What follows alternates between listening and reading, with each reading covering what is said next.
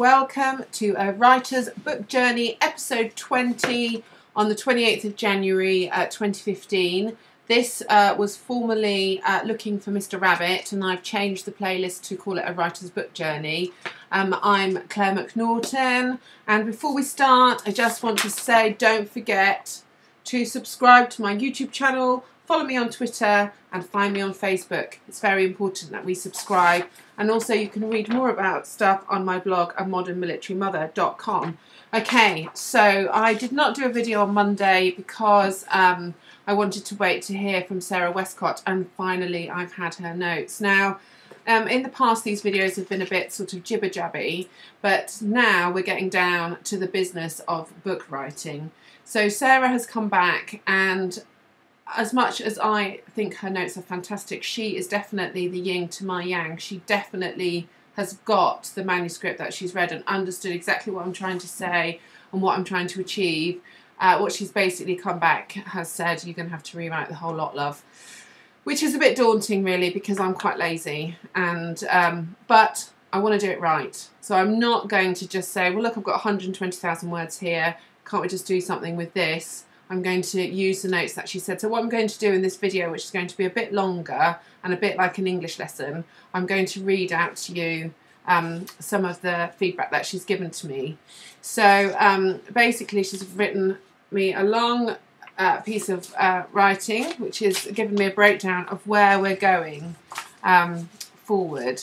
So basically it says, the manuscript we have is in effect source material for a book that needs to be shaped and redrawn to tell your story, but also to be a springboard for your thoughts on love, family, being a woman, how women engage in the world, how you engage in the world, especially in the context of the military where you found yourself.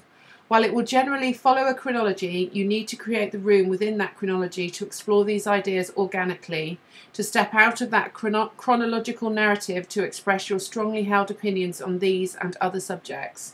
To that extent, your blogs and some of the ideas you air within them can form. So, for example, a rewritten version of I Hate Housework and Ginge could be woven into the main narrative of what I propose is the focus of the first section, on growing up. How, with a role model like your gran, whom you loved and respected so much, did you develop the powerful understanding that you were not born to serve? Girls v. Girls could be adapted to explore what you never quite understood about how girls are expected to behave towards each other. What hints were there when you were younger that you don't pick up on these rules? Illustrate. This is something you will take up later when in section 3 you are looking at identity and the chronology has reached the stage of your life when you are married with 2 children. The narrative should be seamless with the odd bit of quoted material and not broken up into all sorts of different media. Hence, suggest using existing material as source material for new narrative text, which basically means you have to rewrite everything. Oh my God. As well as interleaving the more journalistic aspects of your writing from the blogs into the chronological story, there needs to be a stronger sense of structure and shape, more a sense of form and purpose. What is it you are setting out to show the reader? What will interest them about your story? Where is it leading? With this in view as a starting point, and not least because of the hints already there, I am suggesting that you think about having Alice in Wonderland, the theme within it, and the structure as a kind of template, something to hold the whole thing together. Alice in Wonderland is very exciting for me because in the book I often write as Alice. Alice is my true alter ego. So I would say that as I write as Claire McNaughton, I'm full of so much self-loathing that I find it very difficult to be positive in my own voice. So when I want to write a sort of more subjective view of myself, I turn myself into this character Alice and write in terms of Alice in Wonderland. So I think that's kind of interesting that she's completely picked up on that in her assessment. So it's very difficult to read, actually. I bet I'll look back at this and go, this isn't working. I should probably have it written as text here. It says, as such, I am suggesting 3 sections which focus on growing up, curiosity and identity. All strong themes in Alice, which seem to chime in with Looking for Mr. Rabbit as a title and the general themes of your own story. Underlying themes which need to be addressed and developed in the telling of the story are rules of engagement. This is a strong theme in terms of etiquette, but also surrounding questions of equality and social confusion. How to be female, influence, family, language and viewpoint, what we take for granted but need to question, how we talk about it, communication. Freedom and confinement, the love story. Looking for love needs to be a strong strand throughout, which will help to make the whole cohesive. Oh. So it is a love story. It's all about love. And it's because I felt unloved as a child. And ever since that moment that my mother died, I have been constantly looking for love. And this book is a journey, really, about a child, an inner child who's become an adult, still, to this day, looking to be loved, just like everybody wants to be loved. So, part 1, growing up. Alice's experiences in Wonderland can be taken as an exaggerated metaphor for the experience of growing up, both in terms of physically growing up and coming to terms with the world of adults and how that world differs from a child's expectations of it. Growing up involves a constant evaluation and re-evaluation of our sense of worth and can be disorientating, frightening and exhilarating. Think about how you would write about your experience of growing up from the perspective of now. Your feelings about the different homes you experienced represents by number 49 and life with your father and Muriel. Think about what you were told and not told, the lessons you learned from the way you were treated, taught as a child, and in what way did you test the things you are taught or told. Use the diaries as an authentic resource to quote from or for reference. In what world did you begin to see that the adult world and the ideas of some adults were bullshit? What were you taught that was good and what were you taught that was bad? Adults order children around and act like they are wise, but their orders can be ridiculous and even cruel. Illustrate with stories from your childhood and adolescence. Muriel's father was in the RAF. Her learnt behaviour was not to be maternal for her, but for her to be your superior and for you her subordinate. How did this experience contribute to your resistance to authority in later life? Ooh. So this is why I'm a big rebel, because my stepmother's a bitch. Ah, this is going to be great. Show how the adults in your childhood proved to be less trustworthy than they should be from the viewpoint of a child. Look at the contradictions and inconsistencies of the adult world. Examples. Expand upon the first 66 pages with a particular emphasis on the theme of growing up and show how your experiences began to impact on your worldview. Use the diary to paraphrase and illustrate anecdotes rather than as base material. Explore things like the Diary of Adrian Mole. In what way did it appeal to you particularly? Show evidence of the person you are becoming. I mean, I loved Adrian Mole. Who didn't love Adrian Mole? It was fantastic. It just dominated my reading for years at that time. I even went to the theatre to see it. And why was Adrian Mole important to me as a diary? I mean, I think it was because he demonstrated his insecurities through his writing, and just nothing made sense to him, and adults just seemed like they were completely bonkers. And I think to me as a child, adults did seem like they were completely bonkers, and now as an adult I think that adults are still completely bonkers, and maybe we're just all bonkers. Anyway, from the start of secondary school and even before, there is a lot of boyfriend action. Can you extrapolate from this to prepare the way for the issues you have around the rules of engagement? What was your experience? How were you treated? Did you ever feel that being yourself wasn't the right thing to be? How did you address this? What do you feel was different for adolescents then than life is now for your adolescent son? Actually, it's funny that she should say that, because I don't think it's that much different at all for kids at school than it was when we were at school. I think generationally we're closer to our children than, say, I was to the adults that raised me. So I actually really empathise with some of the problems that my son's going through at school. And he's actually going to the school that I went to, and it's really weird for me to go back into it, because actually, although the buildings are in different places, there are still lots of things about the school that are very much the same. Like, my tutor group is still there. Some of the infrastructure, it hasn't really evolved much since we were at school. So I do think that's really interesting. What do you feel? Oh yeah. So the innocence of your crush for Gilbert Blythe. Do you remember Gilbert Blythe? Did anyone watch Anne of Green Gables? I loved Anne of Green Gables. I loved Gilbert Blythe. I mean, I really did love him. Versus groping boys from school. Did you have an ideal dream world in your head to that day-to-day life didn't match up to? Well, do you know, it's interesting actually, because although I was actually quite predatory as a female, I'm still quite, I suppose potentially I would be quite predatory now if I could be asked.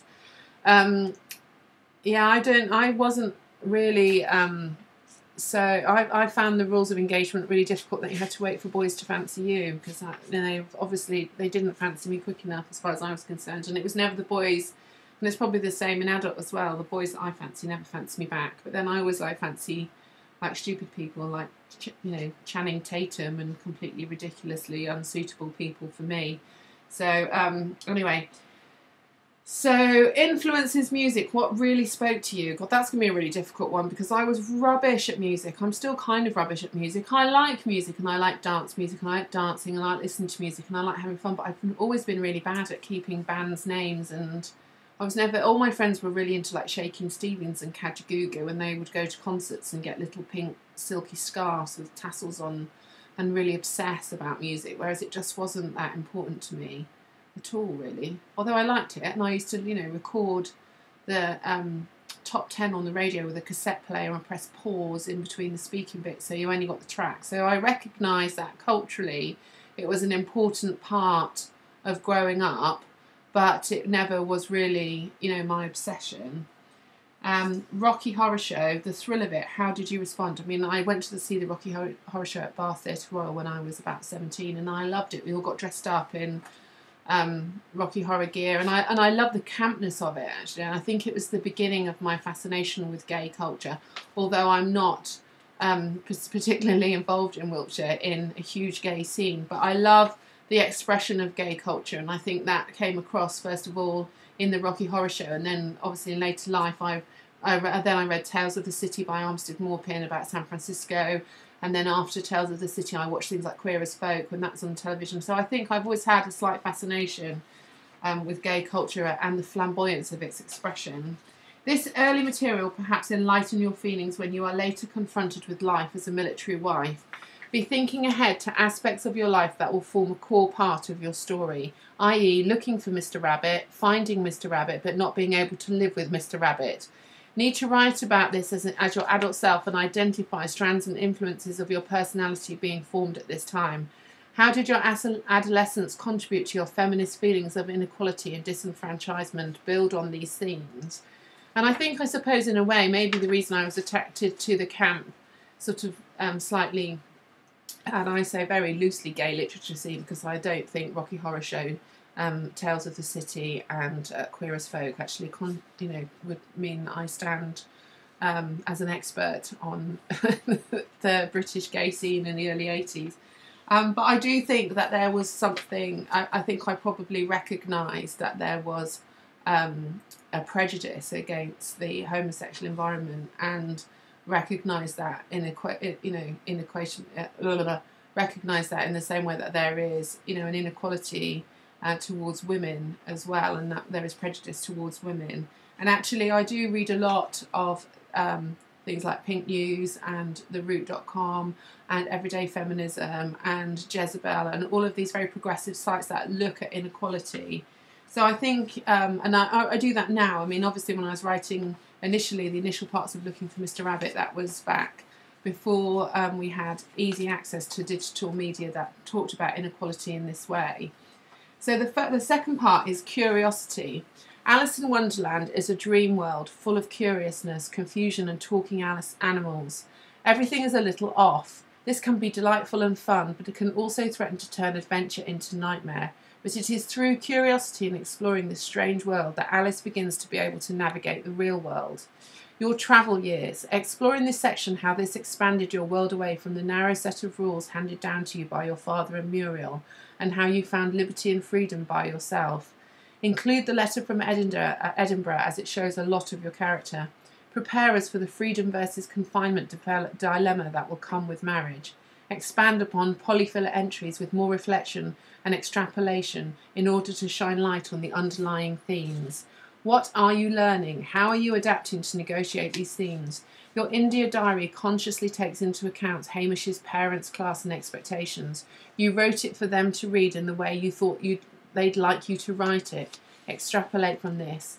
This is an attempt to play the right part to engage in the rules to overcome social confusion. You need to make sure you are putting the stories from your life to work on the themes of the book to give it more a sense of cohesion. Use the diaries to help you reconstruct your adventure rather than quote direct from them due to danger of repetition, and to avoid switching the reader off. From the perspective of now, you can see how you are constantly... From the perspective of now, you can see, for example, how you are constantly eating in a country where indigenous people have little, etc. That in your pursuit of hedonism, you were perhaps blind to the possibilities a trip opened up for you. Explore where the roots of this hard partying girl came from, the fun of it, the liberation, with examples, but also the folly. So how did I become a wild party girl? Although I don't probably look like a wild party girl, do I? I am quite a wild party girl, but I sort of tend to party really hard, and then I have to detox for like 6 months, and then which isn't really, you know, it's not a hardcore. It's not really very Kurt Cobain, is it? I'm not very Kurt Cobain really. But I'm also not very just like completely passive and non-partying. I do like to party, and when I do go kick the arse of it, I do kick the arse of it, and I do then have to suddenly stop and cleanse my body before I die. And I also don't really have an off switch as well, which is something that I probably need to explore in the book, is like, why can I not stop? Why can I not just have one glass of wine? Why do I have to have a whole bottle or 3 bottles of wine? And why do I just have to drink to oblivion rather than just, you know, drinking recreationally? And actually I was watching Eat, Love, Pray, and one of the things they said in Eat, Love, Pray is I drink so I don't feel. And I think part of the reason that you know this journey and with this book is just to explore this whole concept of who one is, not who am I, but I mean obviously the book is about me, but from anyone's perspective, who you are and how you become that person. So then splitting up with Hamish, your emotional response. Are you aware that you are looking for love at this juncture? That this has been a theme of your life? How do you handle the breakup? Are you pragmatic? Or are you unsatisfied by what the relationship offered? Can you reflect on this a little? See, she doesn't know what happened with Hamish and I. And although it wasn't quite, I wasn't really in love with Hamish, with this boy in this book. But he was a really good friend, and he really helped me, and he really looked after me, and I feel like he was like a knight that was sent to save me, really. He was this sort of this sensible knight on a windsurfer that, you know, picked me up from a very drunk... I mean, you know, there's lots of very drunken themes in my life, I have to say, and Hamish actually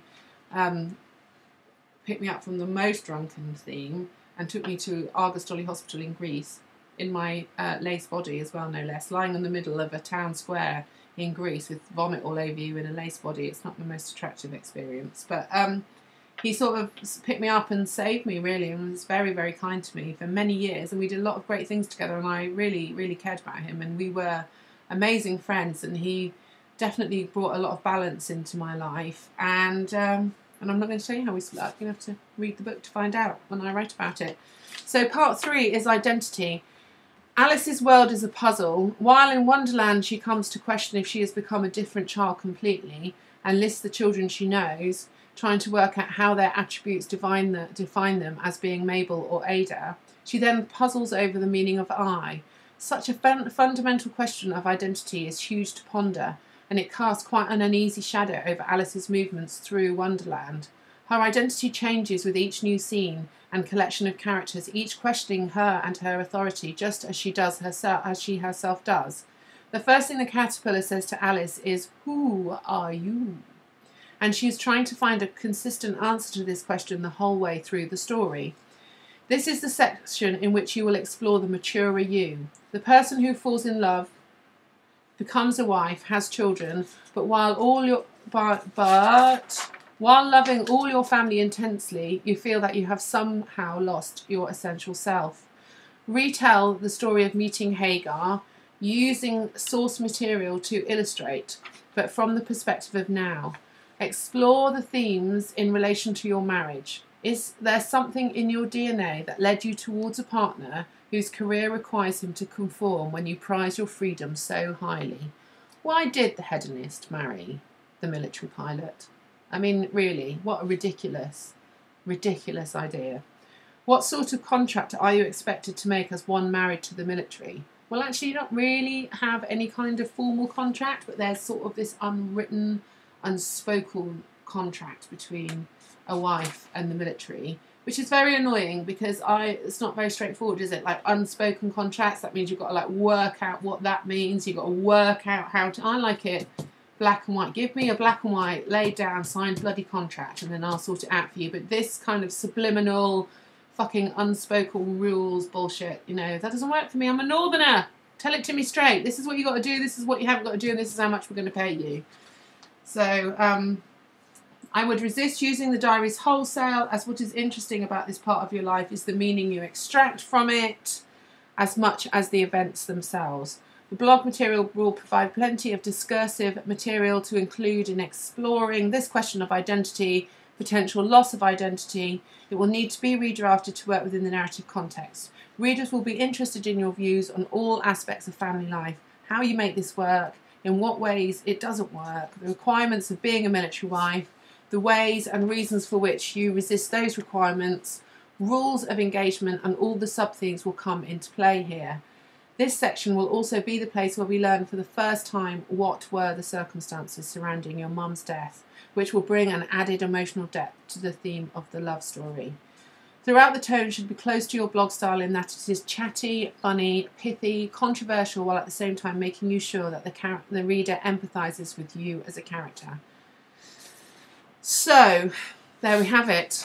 What a lot of work for me to do. And also, it's quite complex as well. I mean, I have to say that I've just read it out to you. I mean, you're probably going, well, first of all, she's not looking at us, so that's annoying. And she's reading it out, and it feels a bit boring. I feel like I'm of an English lesson.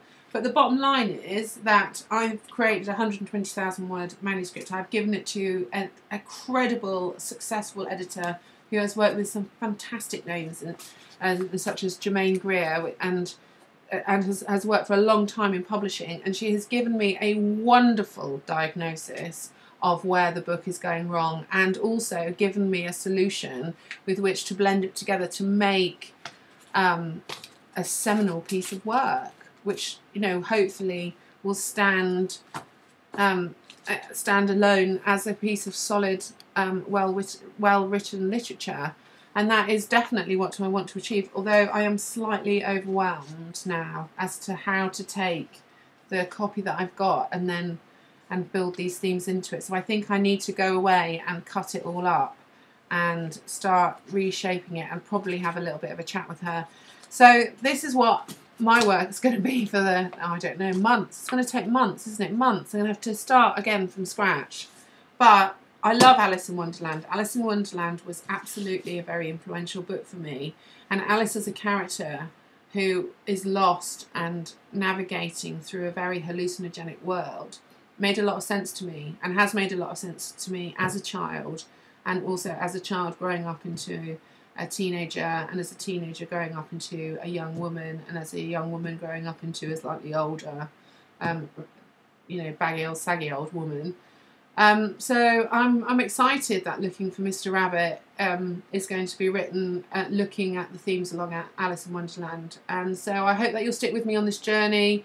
And, you know, this video diary journey will make much more sense in 10 years' time.